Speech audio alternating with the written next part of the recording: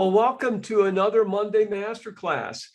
Scott and I are here with you today, and let me just take a look here at the website to see what we've got coming up. We're going to talk about how unforced errors in business leadership stunt growth. So we're not going to get into just pure straight ahead blueprinting this time, but I think you'll find this interesting. Now, this is going to be a very different sort of Monday Masterclass. In fact, I don't think I mentioned this to you, Scott, but I'm going to actually show 7 short videos. And these are some videos we did recently.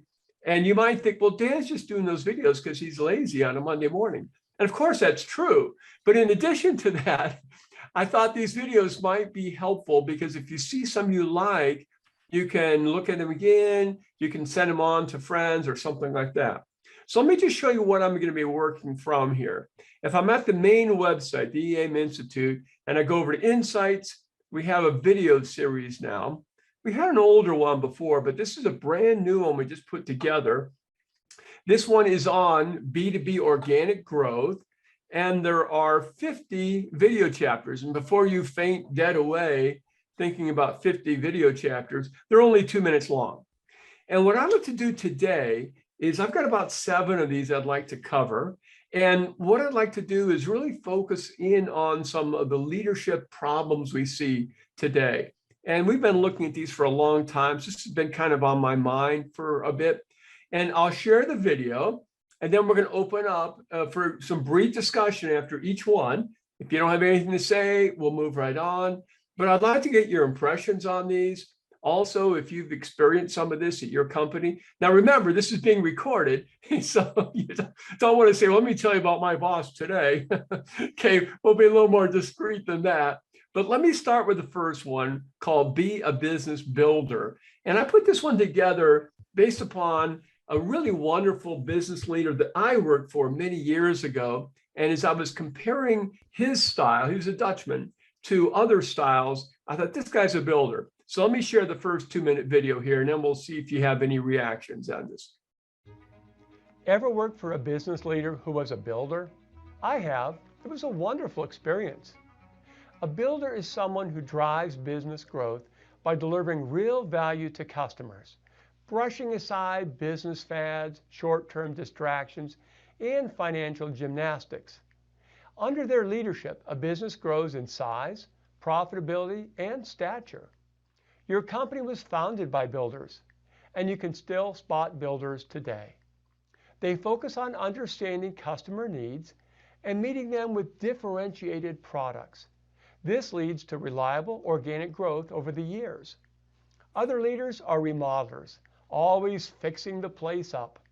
This is helpful work, improving efficiency, quality, and cost. But if nothing new is built, you have diminishing returns and a race to the bottom, ending in commoditization. Other leaders are decorators, trying to boost curb appeal. They're focused on how the place looks, and life is all about the quarterly financial report. They think they're doing meaningful work, but are actually engaged in a spectator sport, not a participant sport. What they do this quarter seldom matters even next year. Finally, some are realtors. They love to buy and sell, reaping their rewards during mergers and acquisitions, when the work of others' hands changes hands. Acquisitions are fine, but if you can't grow what you acquire, you're building a house of cards. Does this mean you should forget about operational efficiency, financial reporting, or M&A? Of course not. But what is your passion? What gets you excited about your job? For the builder, it's driving organic growth over the years. Only the builder satisfies the first duty of any business leader. Leave your business stronger than you found it. If you're a leader and you miss this, you failed. Not to put too sharp a point on it, but you failed the people who depend on you. There's more in our ebook, Leader's Guide to B2B Organic Growth. In the next chapter, we'll see how some leaders take credit for growth when in fact, most of it is unearned. All right, some of you just joined, you're wondering, what is he doing here today? And I'm just going through 7 very brief 2-minute videos. and love to get your reaction. By the way, Scott, did that play okay? Were the audio coming through and everything okay? It was. It went out for a second, but that might have been just on my end.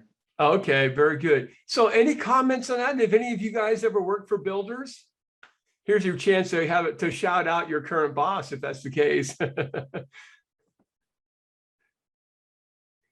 Well, that's the beginning one. I'll just keep moving through these and feel free to jump in on any of these if you've got comments.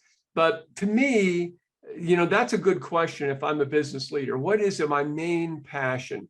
And so when I've seen somebody who's a real builder, it just makes a huge difference. I'm going to keep moving on through these things and feel free to jump in any comments you've got on these. Now, the next one's going to be a little bit more involved. This is going to be shareholder wealth is a poor goal.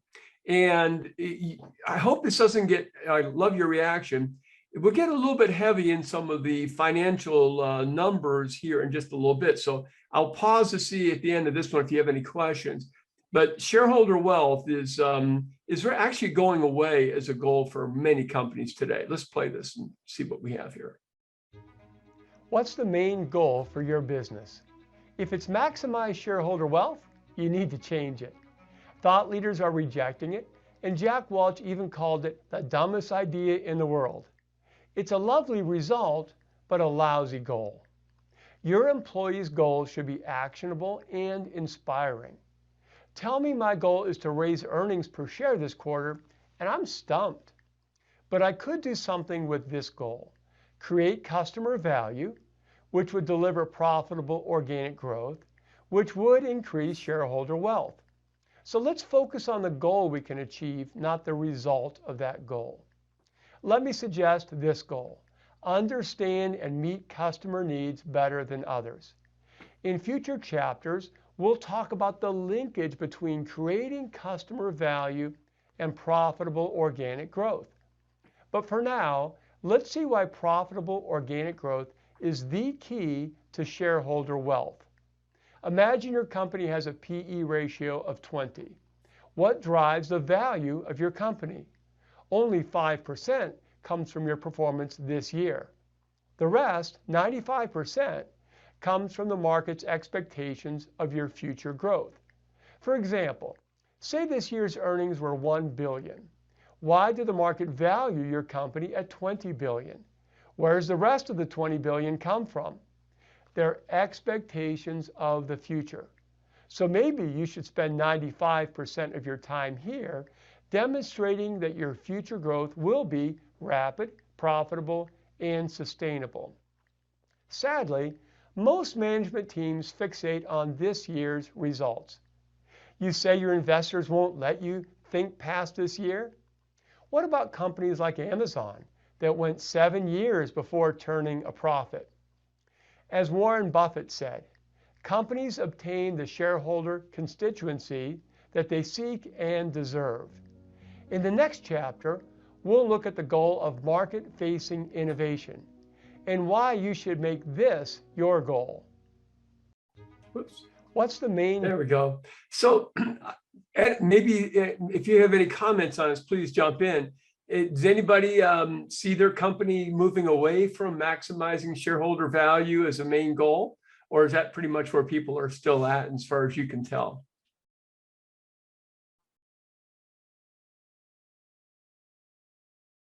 Sometimes it's hard to know. Sometimes they don't make it real clear, but for many companies, that is where they're focusing today. So hopefully that paradox makes a little sense.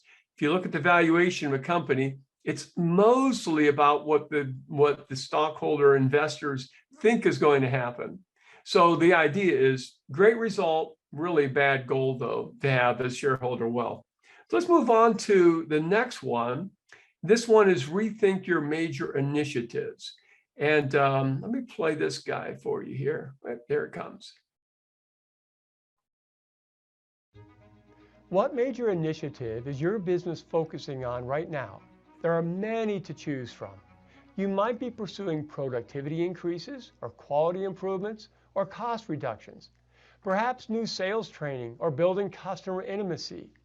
How about global expansion, acquisitions, or something else? These can be excellent initiatives, but you should never let them be the main show. As Stephen Covey said, the main thing is to keep the main thing the main thing. And the main thing is market-facing innovation. Why? In earlier chapters, we said that rapid, profitable, sustainable growth is what pleases shareholders, impresses customers, and gives employees stable, rewarding careers. Only market-facing innovation does this. All the rest miss the target of rapid, profitable, sustainable growth. Productivity can improve profitability, but it's not about top-line growth, and you eventually reach a point of diminishing returns. Same with quality, which is the price of entry today and has little impact on demand. Cost reductions are like productivity increases, but sometimes with harmful long-term effects. Sales training can boost your revenue and lead to better pricing. But if you don't keep delivering new value to customers, this runs out of steam. Same with customer intimacy.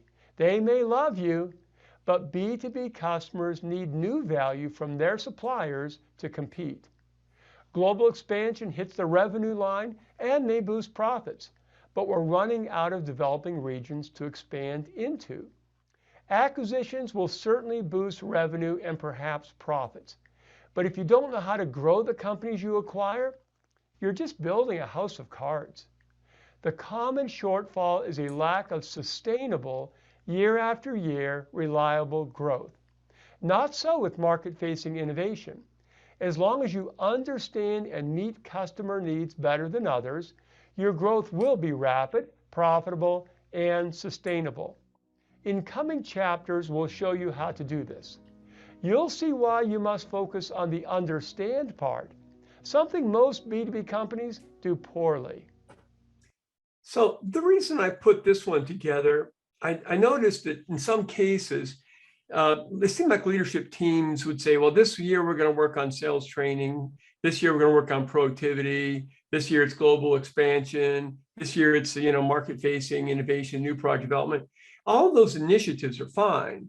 But to me, it seems like the market-facing innovation, that's why we're in business, to meet the needs of our customers. And we ought to always have the accelerator down on that one. So that's keep the main thing, as Stephen Covey said. Any comments on that before I move on to the next one? So the first three I mentioned, those might be ones you would want to send around to business, especially, by the way, if your boss is a builder, send them that one or her that one and say, just want to let you know, I really appreciate the fact you're a builder. That could be nice. The other ones could be helpful too. This one, if your boss has got you on the commodity death spiral, this is not going to be a very pleasant one, but I think it's an important one. Let's go ahead and play this guy. This probably won't be the most cheerful chapter in our series, but it may be the one you'll want your business leaders to watch. Here's how the commodity death spiral works. Imagine your business stopped innovating for customers, leaving you with Me Too products. This means they're interchangeable with competitors' products, a fact that has not gone unnoticed by your customers' purchasing agents, who of course demand lower pricing, which means lower profits for you. That's too bad, because it's budgeting time and your boss seems quite interested in your plan for next year. Do you say, boss, our profits are going down next year? I'm guessing no. Instead, you promise the same or higher profits, which means you need to reduce costs. Now, you can't fire your salespeople.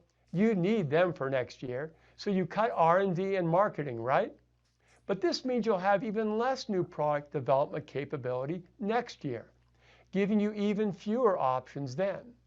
Eventually, you reach the point of no return, and your business dies, or it goes on life support and is no longer relevant. Any of this sound familiar?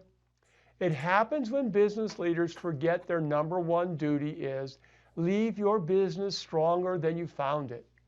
Avoiding this fate requires constant vigilance because you're in a constant tug of war to avoid commoditization.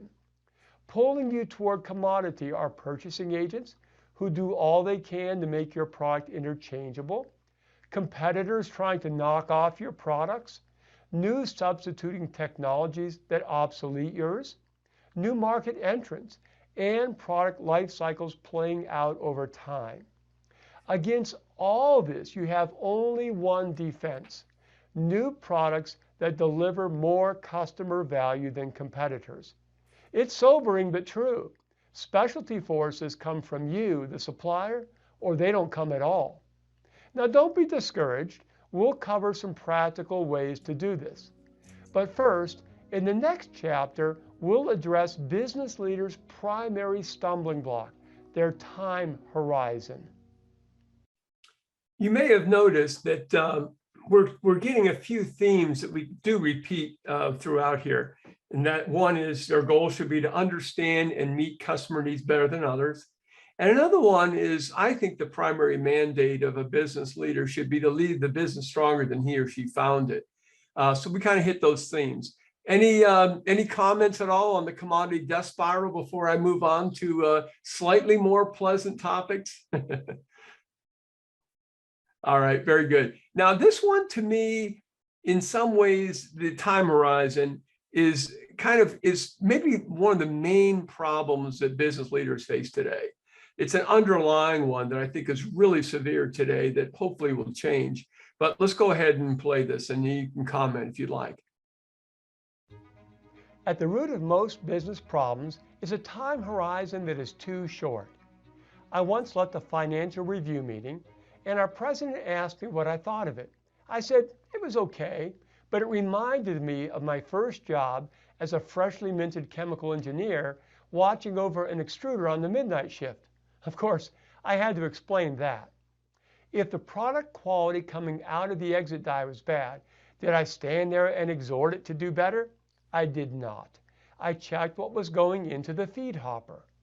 Our financial review seemed intelligent as we discussed prices, revenue, and margins, but you know what?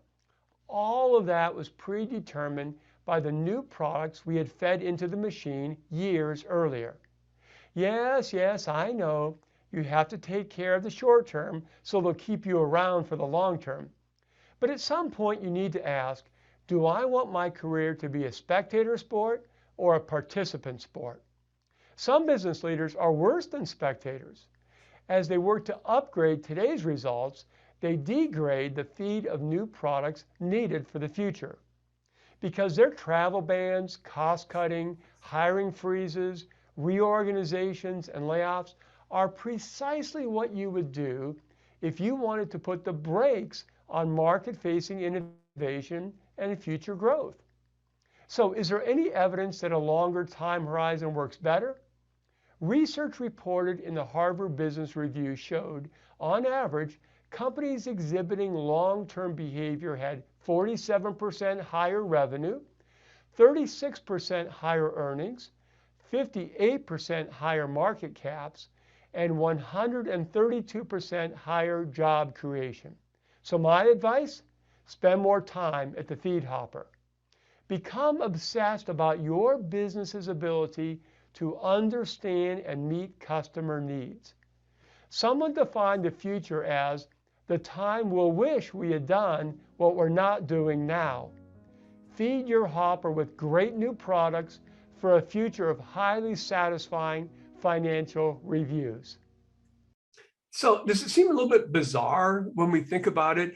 You know, so many business leaders spend so much time in these financial reviews, but they really can't change anything. Not really, maybe just tweak it a little bit.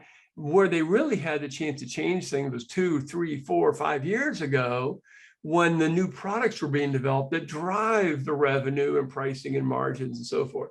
So I'd love to get this one in a lot of people's hands. Maybe there's a way you guys can think of sending these anonymously to the boards of director and the C-level. Any comments on the time horizon before I move on to the next one?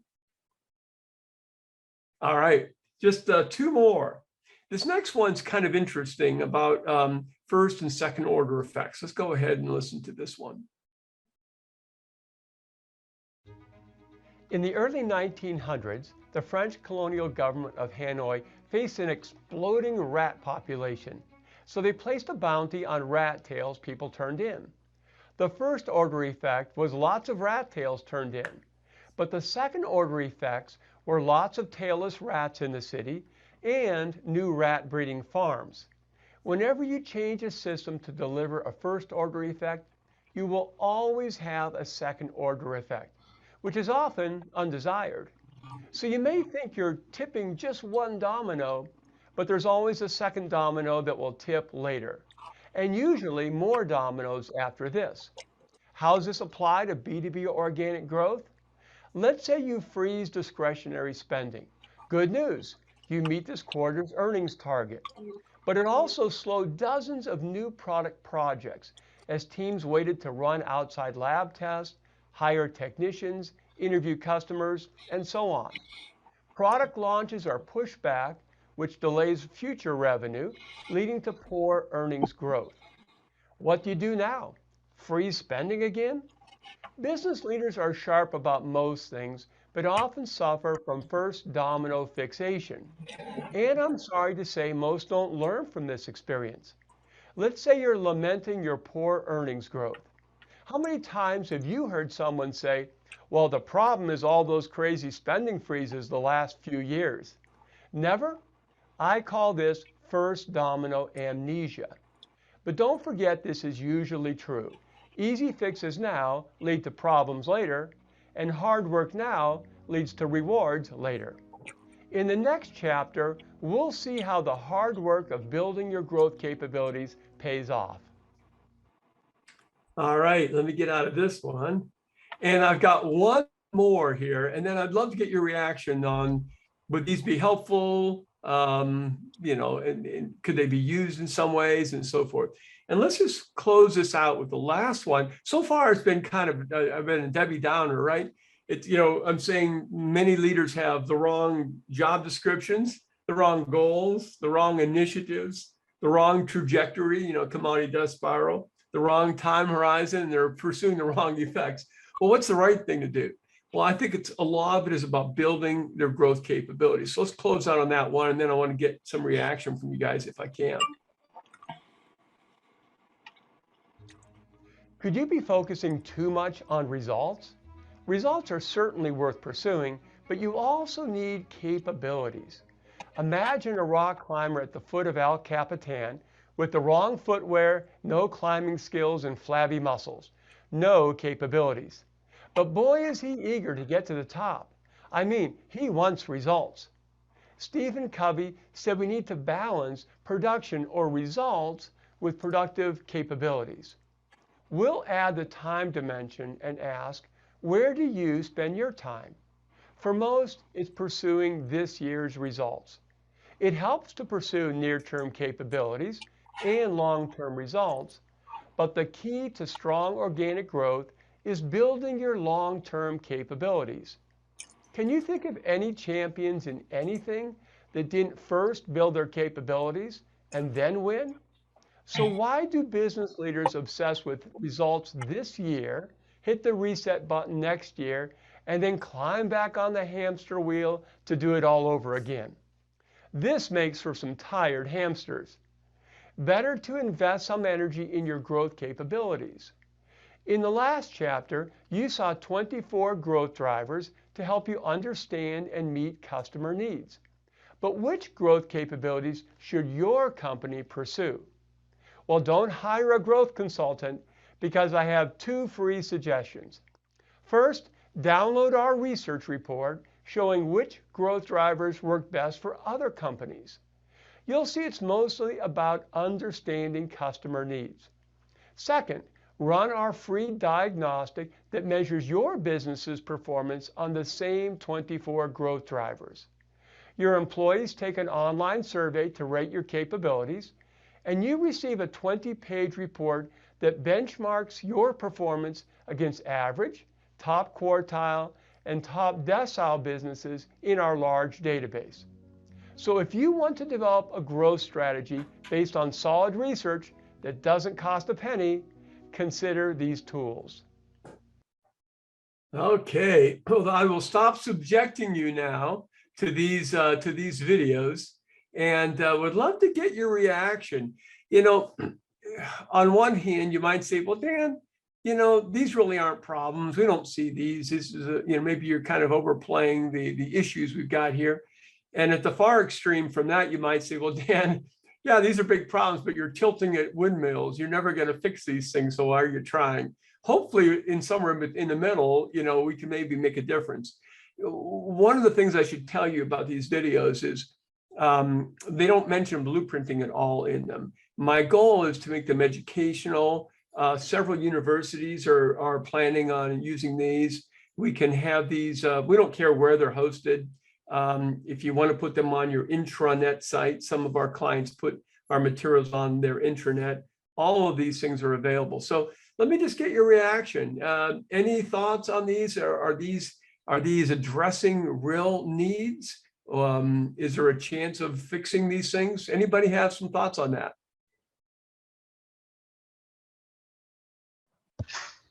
Yeah, I mean, I'll just comment that I think it's great, and we understand the sustainability you're looking for here, but to get off of a 1-year goal is a big challenge, right? So maybe just comment on how do you think beyond the 1 year? Exactly.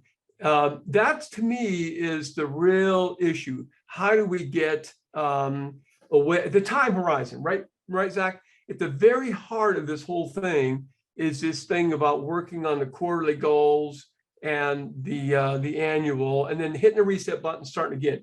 I think if we solve that, a lot of other things go away at the same time. What I'd like to do is I would like to get to boards of directors. So I'm examining ways. I've already joined one association for boards of directors. I'd like to join some other ones. And I'd like to present them with this possibility that, guys, we don't have to be dancing to the tune of Wall Street analysts. That's a choice we've made. A typical company, their stock is only held a number of months. So we don't even have stockholders out there. We have stock handlers out there. And these companies don't give a fig, these analysts don't give a fig. And the analogy I would use is this: if we were running a marathon and we were doing it around, a quarter-mile track, okay? And our goal was to win the marathon. And we had some spectators who were laying down bets on lap number 23. And they were hoping for us to sprint on lap 23. And they didn't give a fig whether we won the marathon or not. Would we do it? And that's kind of how we're responding to Wall Street analysts. So I guess what I'd like to do is start with some boards of directors and some C-level companies. Some companies have said, now, if you want to invest in us and you're looking for short term, go somewhere else. We want people to go longer term. How long that'll take, whether I'll be successful, I don't know. But does that make sense, Zach? Yeah, thank you. Yeah, you bet. Great. I think you're spot on in the root of the problem. Other comments at all for anybody?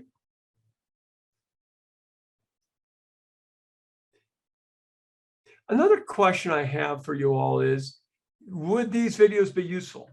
Do you feel comfortable spreading these around, or do you think you'd be looked at as an insurgent?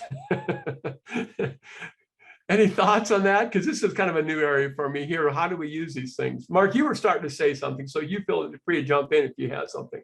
Yeah, Dan, I mean, as always, a series of thought-provoking elements that you've just shared with us, and kind of reacting to what you just said now.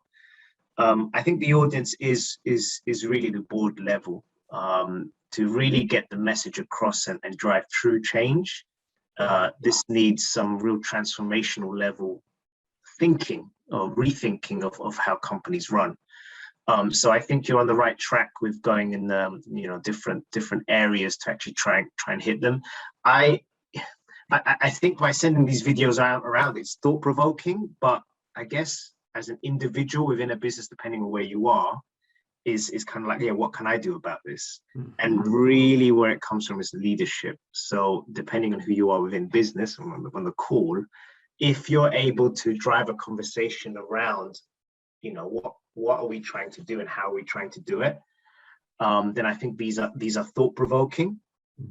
Then the question around that is how to do that and what does that look like? And then it goes into blueprinting and the organizational side. So I think the process level, AIM are fantastic at doing that. But when it's when the rubber hits the ground and having organizational change, Yes. I think what you're getting into, Dan, now is that, right? And how AIM potentially could help with that, and how can you have an organization which reflects the tenets of blueprinting.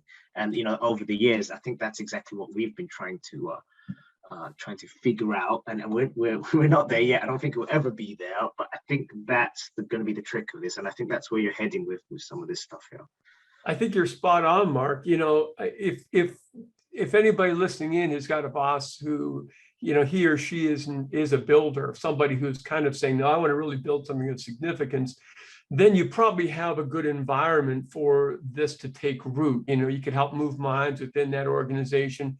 But otherwise, if the leader at the top isn't there, it's really tough. I'll share one story and then I'll see if there's any more. I won't hog up the whole time here on this topic. We'll see if there's other questions about blueprinting and so forth.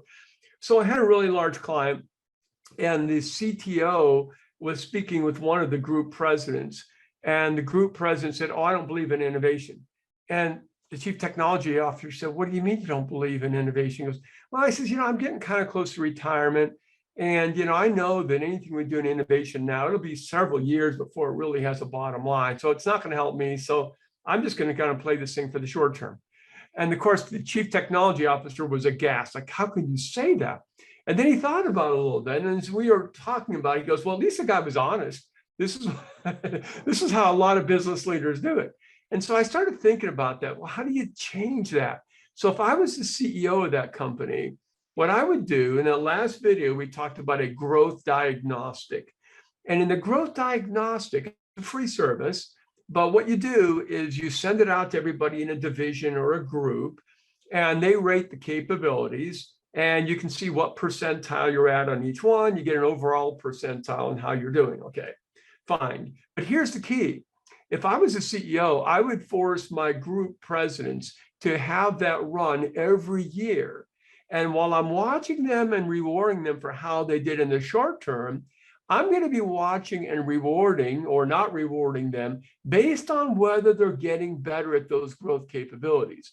So if I have a group president like that one I just described, who's just playing it for the near term, well, who can tell me the straight story on whether or not that group president is eating the seed corn and destroying their future? It's the people in the organization. They know, they can see it every day. It's kind of like a 360 performance review on leadership.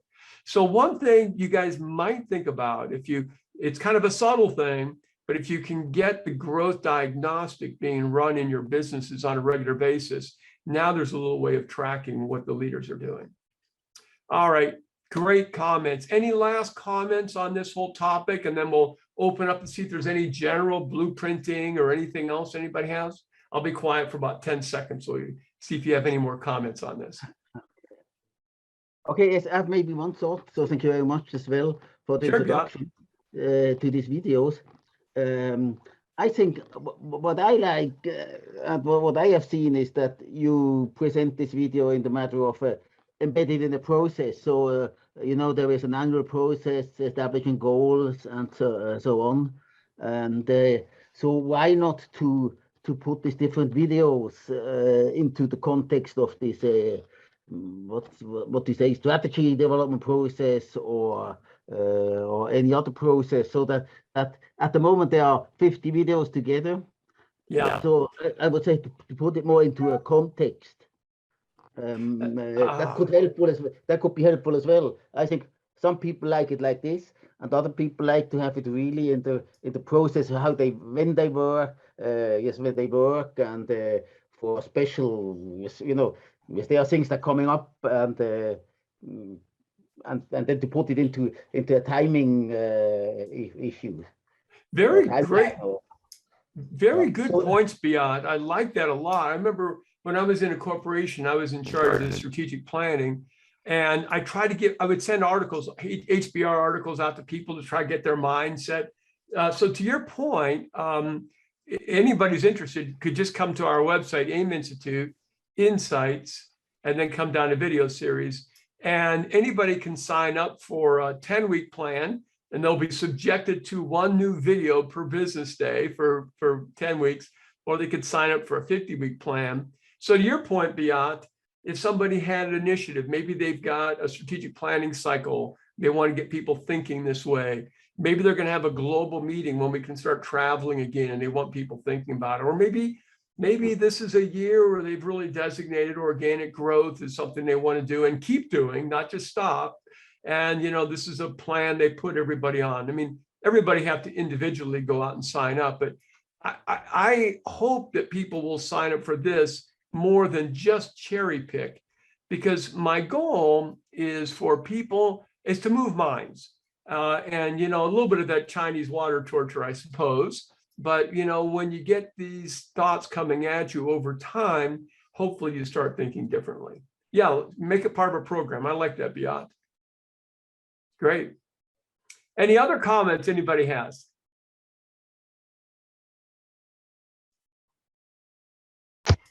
On these types of videos and learnings, I would just share that Olga, I know a lot of you have been on calls with Olga. She helped put a calendar invite for, I think it was 20 minutes a week, just to work through some of the different learning sessions, and picked a group of like 7 or 8 at Millikan. And I thought that was really helpful as a reminder, just to have it on the calendar on a weekly basis.